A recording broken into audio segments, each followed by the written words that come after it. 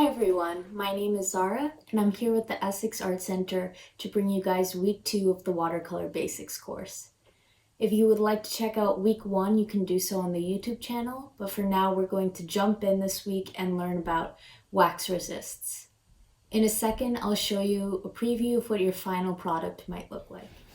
This is a preview of what your finished product might look like, and I've added some details in pen that are optional. So before we get started, I'd like to explain the materials I have out here with substitutions in case you don't have exactly what I have here. So firstly, you have your watercolor brushes. You can use any size you want, but for this project, I recommend getting a larger watercolor brush if you have it, because there's a little less detail work in this project. But you can use whatever you wish. I also have my watercolor palette. Here I have red, yellow, and blue pigments along with some others I mixed previously. But again, you can use any watercolor you want to. It's pretty much up to you. I also have some candles. This is important. This is the resist part of the project. You need some sort of wax for this, so you can either use candles. If you don't have candles, you can use crayons, preferably a white crayon, but any color works. I also have water for cleaning off my brushes in between mixes, and of course my watercolor paper. You can use any paper for this, but watercolor paper generally holds water better and doesn't warp when you apply the paint. I also have paper towels for cleaning off my brushes and masking tape to create clean borders on the paper. Okay, so let's get started. First off, you want to take some of your masking tape, and this is an optional step. It just helps to secure your paper down and create clean borders. But you just want to tape around your entire paper.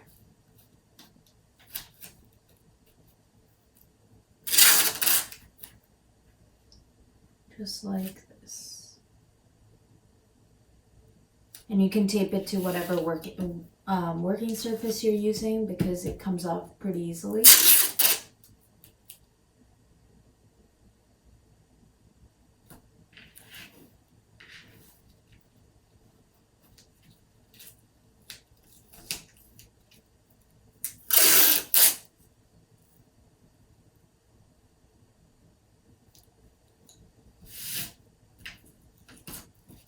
And you can pause for a minute here to get this set up. All right, and once you've got this set up,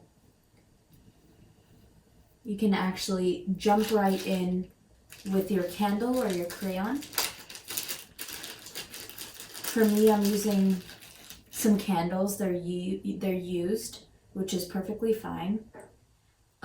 And what you want to do is create a picture of your choosing. So I'm going to create a very cartoon picture of water and some fishes in the water. So I'm going to take my candle and create waves.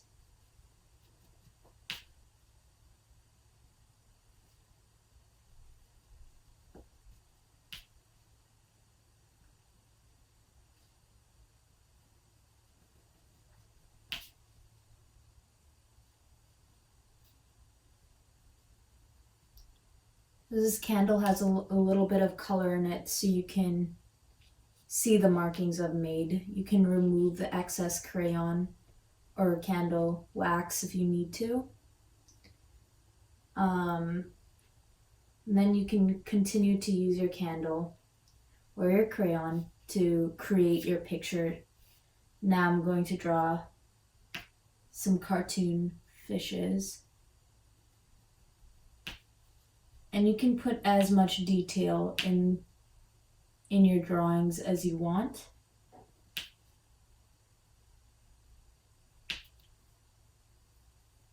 It might be harder or easier depending on how fine your instrument is.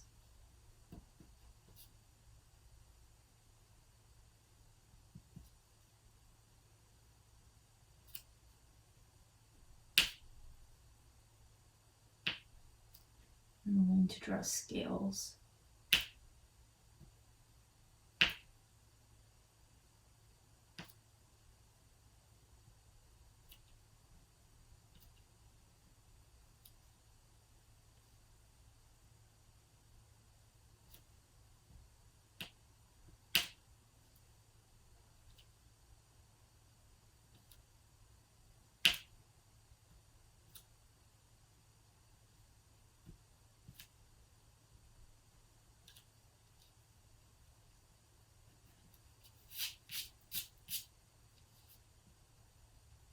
You can create any sort of detail you want. I'm going to switch to using a new candle.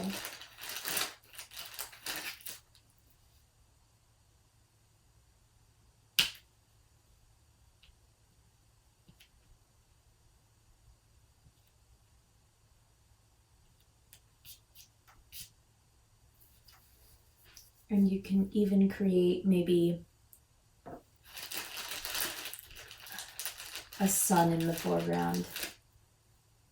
I'm just switching out the candles because they're easier to work with if I do.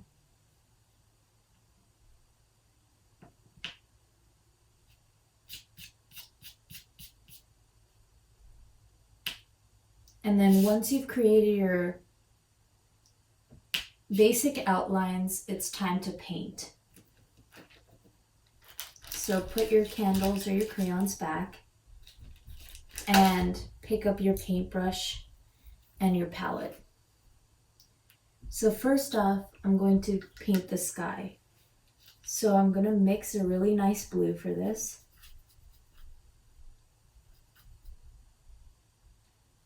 I'm going to add a little bit of my previous green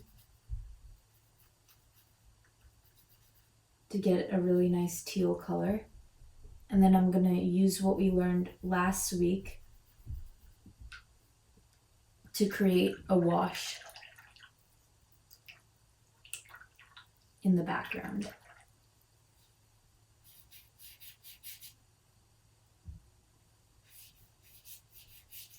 So this is a larger area, so it might take more time, but that's okay. I'm applying water to the paper so that the paint spreads. Okay. And I'm avoiding the areas where I don't want this color to go, but you'll see that the wax lines will repel it.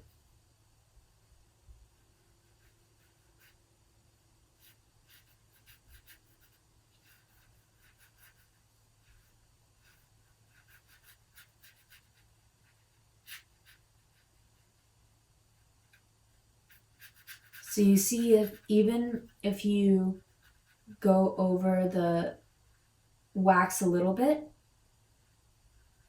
the paint won't stick there.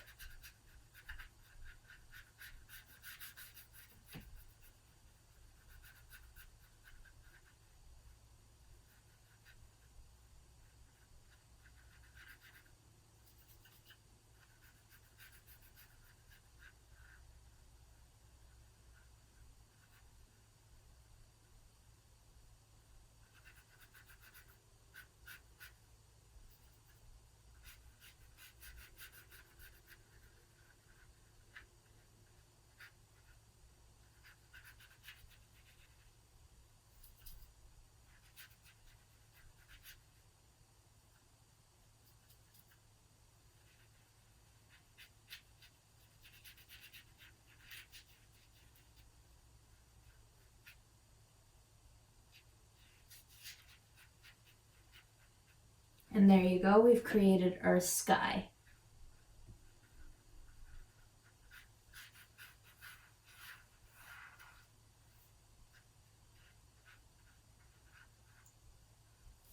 Now we can create a different kind of blue for the water.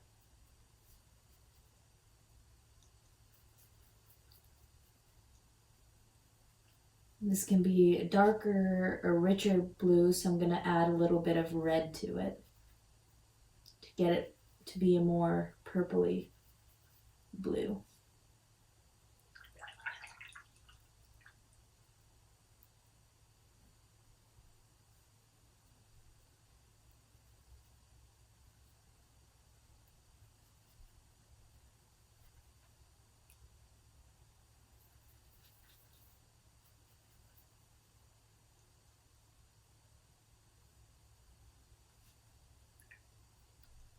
So again, in order to help the color spread better,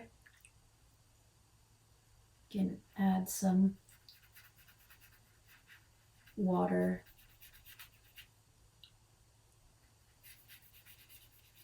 to the bottom part of our page here.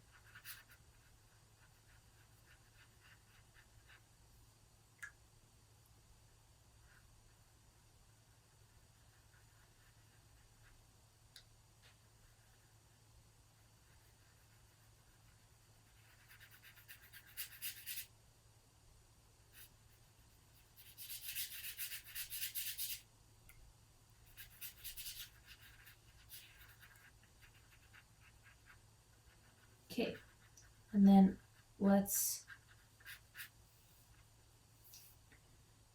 go ahead and add our blue in.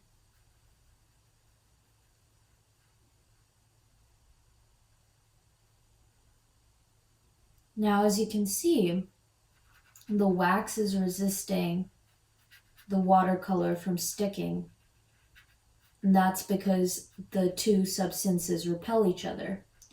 So it creates this really nice fine line and gives it a sort of animated feel.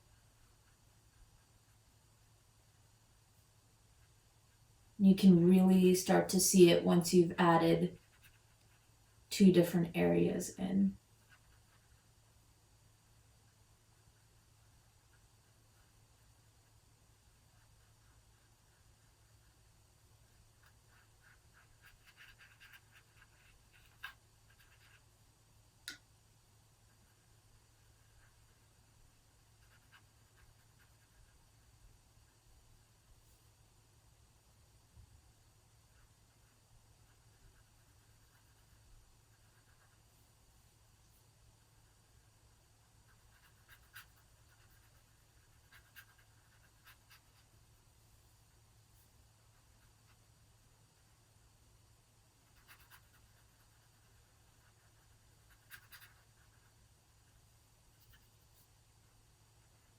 It might take a while to cover the page, but it's definitely very fun in this sort of project to not leave any white space, because you can really see what the wax does for you.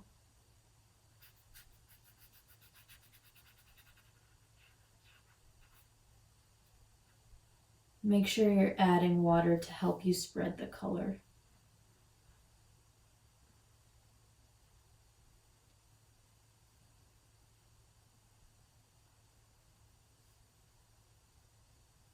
You can get right over the Crayola line or the wax line because the paint won't stick to the wax. Now I'm going to go ahead and color in my fish.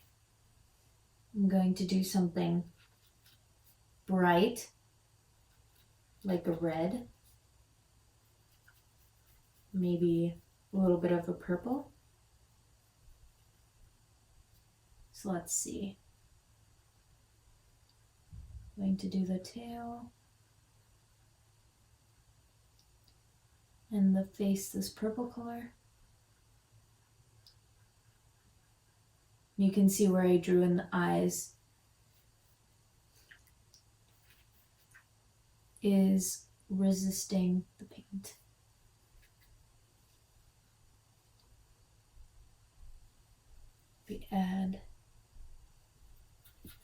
Maybe we can add some orange here for the scales, and I forgot to draw a fin, but you can draw that in as well.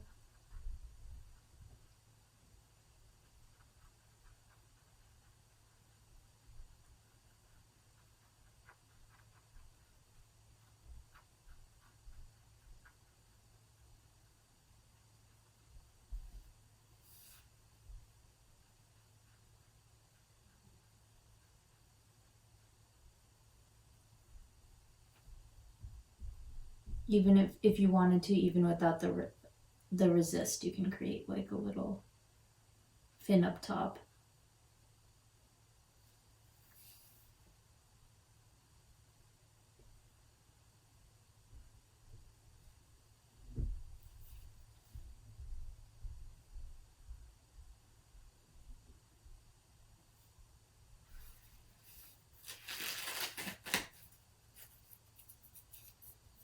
And you can use paper towel to help you out.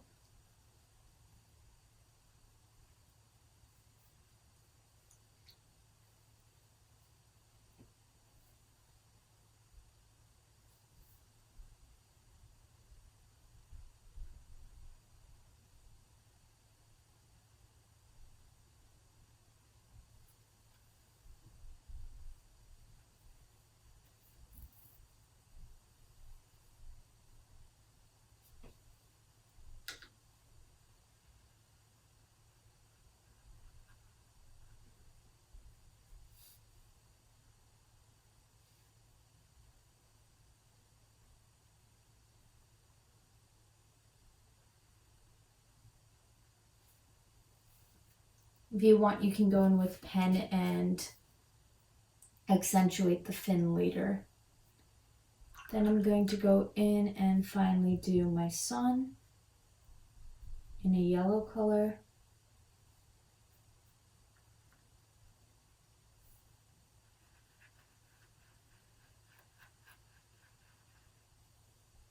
Maybe with a little bit of orange. But you can see that it stays in that one circle. And we can add highlights of that yellow into some of the scales, perhaps.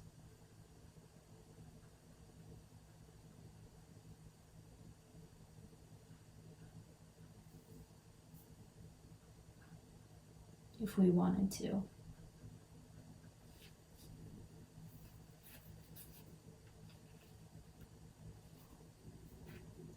And that's it. It's very simple. And you can really do whatever you want with it and have fun with it. Enjoy!